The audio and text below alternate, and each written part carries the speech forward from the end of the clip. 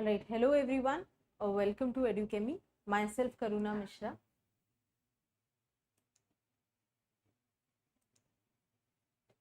And as we have started the weekly current affairs or current analysis initiative for each subject, I'll be taking the current analysis of environment and science and technology, which I think are important areas, for your GS prelims as well as mains. And the topics that I will be covering, I will take them a little comprehensive. These will be the topics which were in news in the recent times in the last 1 week. So I want you to make these notes. They will help you in your revision as well, and try to analyze what kind of questions can be asked from these particular areas. All right. So without waiting much, I'll take my first topic from the current analysis, which is the mission to Venus. Now, ISRO is planning to launch a mission to Venus by the 2024 December. It is called as Shukrayaan, and this mission is extremely important because Venus is said to be the twin planet of Earth. This is the date on which the ISRO is planning to launch the mission, and because you have to understand why it is important to understand Venus as a planet is one, it is very similar in size of Earth. It is one of the terrestrial planets. You have only 4 terrestrial planets, which is Mercury, Venus, Mars and Earth. And it will also help us understand that what is the reason behind the thick sulfuric clouds. And though Venus is having a similar structure to Earth, why does it have such hostile climate? It is also extremely hot. The atmosphere is not suitable for the survival of any sort of living form. One more thing, by doing the study of Venus, we also want to understand the topography and if there was any possibility of life previous to our understanding, or in future if there is any possibility of life on this planet. So let us take one by one. Now, the main purpose of this mission is to study what lies below the surface of the solar system. Surface of the solar system of this hottest planet, and also surface of solar system's hottest planet, which is Venus, and to unravel the mystery of the sulfuric acid clouds.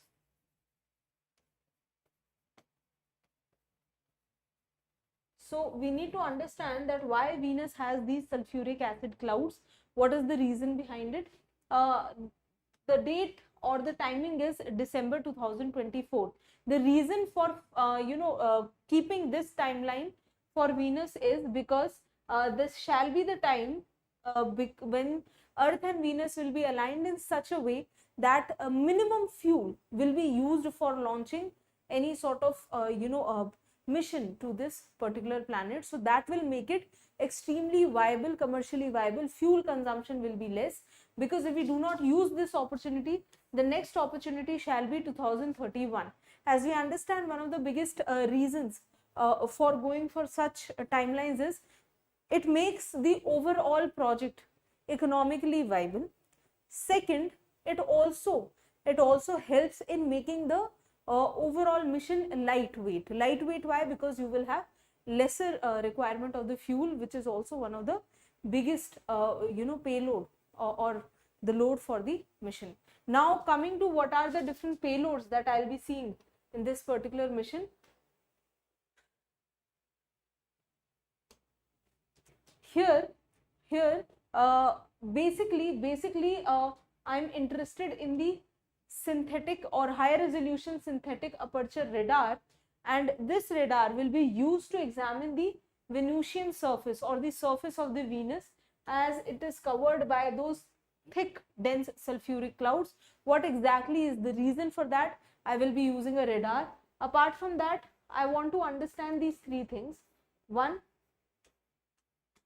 the surface process and the shallow surface stratigraphy. What are the active volcanic hotspot lava flows, which will help me in understanding the terrestrial properties, integrity of this planet. Apart from that, we shall also be studying structure, composition and dynamics of the atmosphere of Venus, as well as the solar wind interaction of the Venusian ionosphere. So I want to understand one, the terrestrial or the structure of this planet. Second, I want to understand the atmosphere of this planet. Third, I want to understand its interaction with the solar flare or the solar surface. I am also having missions in the name of Aditya L1, Parker Solar Probe, etc., which are studying the solar or the corona or the solar surface. Out of that, Aditya L1 mission is ISRO's mission. So ISRO is also taking a lot of leaps in studying the other planets, the entire solar system, to understand one, the interaction of sun with the other planets, the possibility of life, and also to understand that how exactly these planets were formed, to understand the origin of the earth. So in order to understand that, we need to understand its near similar planets as well. Now let us understand Venus as a planet. So inside this particular planet, now this planet is so prominent in the sky that you can actually see it with the naked eyes. If hi Nanki, so of course it is extremely important to cover the current affairs of science and technology, because science and technology is very dynamic. It basically is dependent on current, even to go back and backtrack to the foundation. So let's say if there are 10 to 15 questions, you get more than 50% of the questions from the current analysis. So yes, that way it is extremely important. Now coming to the interior structure, I hope I could answer your question. Now coming to the interior structure, in the interior structure, the Venus is often visible to the naked eye, as we can see. It is also called as Earth's twin, and it has a very thick atmosphere. It has extremely thick atmosphere with more than 96% made up of carbon dioxide, 3.5% made up of nitrogen and other gases. The gravity of Venus is also less than that of Earth. It is 0.9% of that of the gravity of Earth. And the surface conditions also, the air pressure is extremely high. It is 90 times the air pressure as seen on Earth. Then the temperatures, the general temperature is 465 degrees Celsius, making it extremely hot planet. And the winds are also very fast moving winds, up to 220 miles per hour. So this makes this particular planet right now extremely difficult or uninhabitable. But eventually you have to understand it is one of the few terrestrial planets. So we need to understand the composition of this planet, and if there is a possibility of life. One more area is that we are not even sure how the interior of this planet will pan out. For example, one of the reasons that it has a weak magnetism can also indicate that maybe it does not have heavy metals in its core. Now heavy metals, for example, your Earth has iron in its core, which provides the magnetism. There is a very high chance that it does not have a solid core, or we are not even sure whether it has a solid core or not, and whether it is responsible for the magnetism of Venus. So we need a lot of answers to be questioned, and hence you have your first ISRO's mission, which is Shukrayaan for Venus. Now coming to another initiative, this is from environment, which is about the ethanol plant. Ethanol plant, with the rising fuel prices, I think it is high time that we need to switch to some of the ways in which we can bring down the price of the petroleum. We can bring down a formulation in which, for example, ethanol can be mixed with petroleum in order to take care of the increased prices, and also to make it less destructive for the planet. So now ethanol is a good substitute or a good addition to my current petroleum, because first of all, it can be produced from the agricultural waste, So it will help me in tackling the problem of agricultural waste management also. It will also provide an extra income to the farmers, and it is also good for the planet. So now for that, Bihar has become the first state. Bihar has become the first state to have a greenfield, grain-based ethanol production plant. Very important for your prelims. So it has become the first state which has a ethanol production plant, and it is set up in the Purnia district. Now, if you can remember the district name, fine, but the name of the state is important. And this is a 105 crore project which shall be expected to produce 65,000 liters of ethanol per day. 65,000. Now, in order to produce 65,000 ethanol per day, it shall be needing 150 tons of maize and rice. So you can say, what are the basic ingredients needed? The basic ingredients needed are maize and rice. It shall be producing 65,000 liters of the ethanol, and then finally this ethanol shall be supplied to the oil marketing companies for blending into petrol and diesel.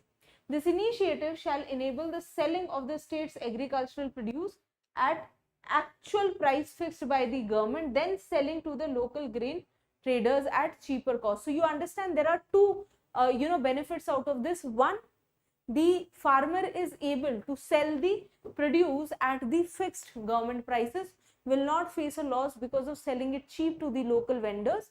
And second, you are able to produce ethanol which shall bring down the overall cost of petroleum, and it is good for the nature as well. So as it is said, it shall reduce the cost of petrol and shall also generate employment opportunities. Now coming to another very beautiful initiative in which women have come together. They have taken things into their hands, and it is extremely important because it is not just an initiative in the agriculture, but it is also to combat the climate change. So now these women in Rajasthan have come together to create climate resilient seed banks. They are trying to create climate resilient seed banks, and it is called as Bij Swaraj. It is called as Bij Swaraj. Now here the tribal women in the southern Banswara region have used the traditional wisdom to preserve the indigenous seed varieties. So what is this initiative about? It is about the preservation of indigenous seed varieties that are on the verge of extinction, and re-establishing the link between agricultural diversity and climate resilience. So you have to understand, eventually we have understood that no matter how much hybrid seeds we produce, it is the indigenous seed varieties which are one, higher in nutrition and have the ability to adapt to the climate change or the changing extremities of the climate, and these tribal women have understood it, and they are now using the traditional knowledge in order to preserve these seeds to, one, have the agricultural diversity, and to secure the climate resilience for the agriculture. So what exactly are they doing? This is an important slide. If you want, please make notes out of it. So here I have a women organization which is known as Saksham Samuh. Saksham Samuh has taken up the seed preservation as a mission to form Bij Swaraj. Bij Swaraj. Now what exactly is Bij Swaraj? It is seed sovereignty which shall assist the tribals with training as well as assistance. So now seed Swaraj is, one, you have to understand hybrid seeds are extremely costly compared to my indigenous variety. Second, they are generally sterile, so you cannot use it for the next produce. So one, by preserving the indigenous seeds, they are also taking care of the cost also, and for that they shall be providing training as well as assistance to the tribal people. This Samuh, Saksham Samuh, has used the traditional ways to fill sacks with seeds, seal them and store them in the granary for the next season. I don't know how many of you come from the village background, but you have structures like these in villages which are used as granaries. They have layers of mud, and then a neem layer, etc., and then a layer of sack, etc., to keep the seeds safe from rainfall, etc., from insect attack, and there is preservation of seed varieties which is done here. Similarly, it will be done here. To obtain the seeds, women let the vegetables to ripen, and then they extract the seeds from them and store them. Now this is again important organization, which is the Vagdhara, which is a tribal livelihood organization located in Banswara, and it is raising the awareness among the tribal people on the importance of indigenous seeds. This Bij Swaraj philosophy is based on agricultural management with indigenous resources, and it shall be successful in maintaining appropriate health status for my tribal population. So as you can see, this is not just important as a current affairs for your prelims. This can be a very beautiful case study how the tribals are wise enough to use their indigenous knowledge in order to have climate resilient agriculture, and also to promote my sustainability. So in addition to adopting the seed saving technique, the tribal women have been holding seed swapping events also, in which they swap the seeds, they swap each other's seeds in case of a emergency situation. So it is kind of going back, it is like kind of going back to the rural economy, where self-sufficient rural economies were able to help each other out to sustain themselves before the whole industrialization came into picture. And this is a very beautiful case study for the same. Now coming to another science and tech related issue which has been in news, which is my submarine project P75I. For two reasons this project has been in news. One, the French company is moving away from this particular project. It is an important Make in India project. It aims as producing 6 Scorpion class submarines, 6 Scorpion class submarines, and the last one which conducted its trial in the April of 2022 was Vagshira. So this project has been in news for quite some time, but because of the trials of Vagshira is again in the limelight. So let us understand what exactly is P75I. I stands for India. Now P75I submarine project aims to build 6 Calvary class or Scorpion class conventional submarines in India. So first of all, it is a Make in India initiative.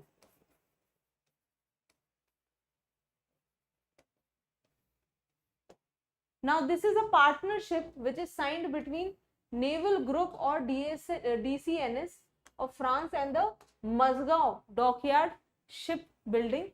Now Musgao Dockyard is important again for your prelims. You should know where these submarines are being built. This is the location.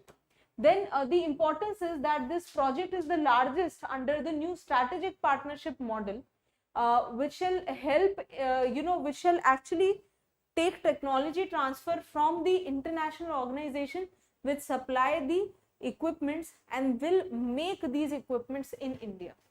All right. So this is a partnership with the original equipment manufacturer and the Indian company. Out of the 6, 4 submarines are already commissioned into Navy.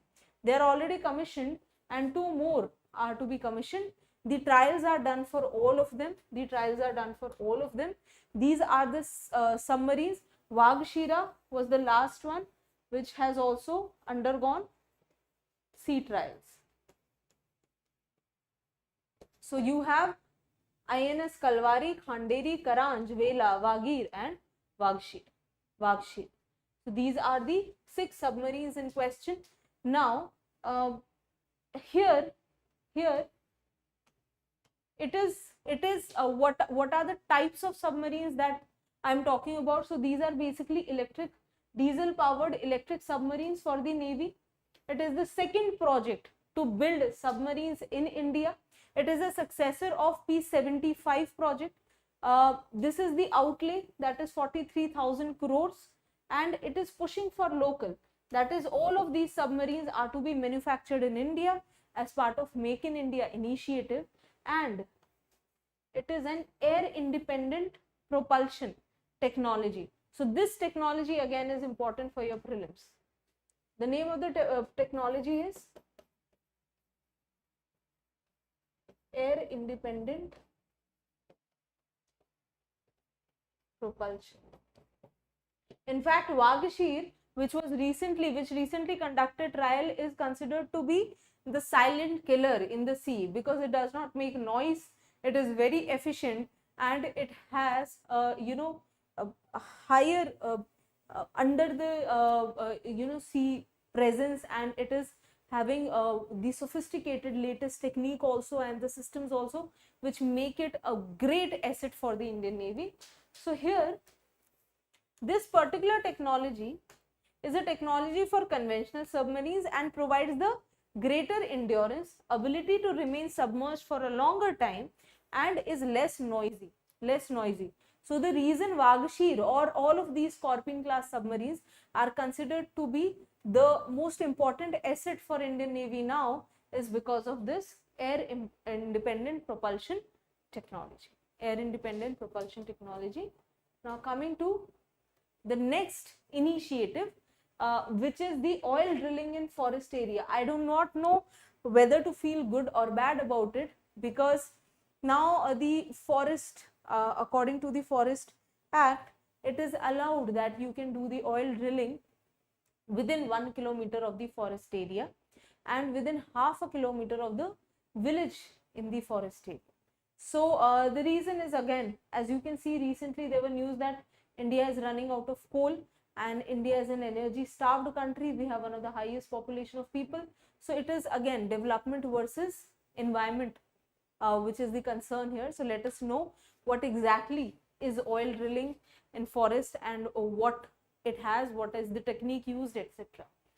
So now my Forest Advisory Committee, FAC, under the Ministry of Forest and Climate Change, has given in principle approval for extended reach drilling, ERD. This particular term extremely important for your prelims. Extended reach drilling.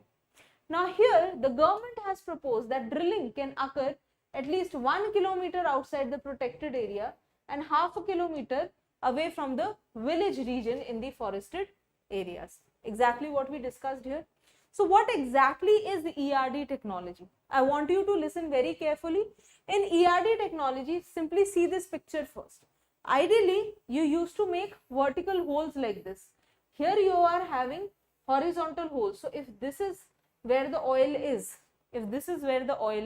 you are doing the drilling in the horizontal way. So it is demarcated by horizontal drilling, managed pressure drilling, and under the balance drilling.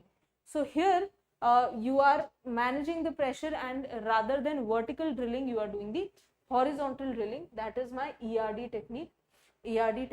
So ERD technology is a method of extraction that involves digging a horizontal well at an incline that is at least twice as long in its length as it is in depth. So length is twice as long, as you can see from that diagram also. It allows for the drilling to take place at a distance from the site of extraction. It is a better method because it will cause lesser damage. You are keeping the drilling site away from the main location, and though it is going to take more time, it is more going to cost more, but again it will still make it less bad for the environment. So now here it is different from the vertical well drilling for the oil. Now here, what are the benefits here? As we can see, we can locate and produce oil and natural gas from deposits below the seabed, very important, by diagonally drilling horizontal wells from the land. Then rather than making it on the offshore platforms. Apart from that, the technology poses no direct impact on fauna, but the indirect impact cannot be done away with. So that is there, including forest fires, which was in the case of Assam, in the Tinsukia region, for with the same technology, you had forest fire for months, and the reason was that it caught fire because of this horizontal region drilling, and that entire region was facing the fires in that area. Now, soil surface contamination is also one concern here, and of course the need is that it is the best technology for tapping the hydrocarbons which are in areas which are difficult to navigate or reach. So that means we need it. See, again, for India, energy security has always been a concern, something that we cannot do away with, and therefore we have to find ways to make it less hazardous for the environment. So this is what the extended reach drilling looks like. All right, folks. So these were few important topics that are very, very essential for your prelims. Stay tuned. We provide you weekly current analysis every week. My name is Karuna Mishra, and I'll meet you again on the Saturday. Till then, if you have any issues, please feel free to reach out to us. Thank you so much. Have a very good day.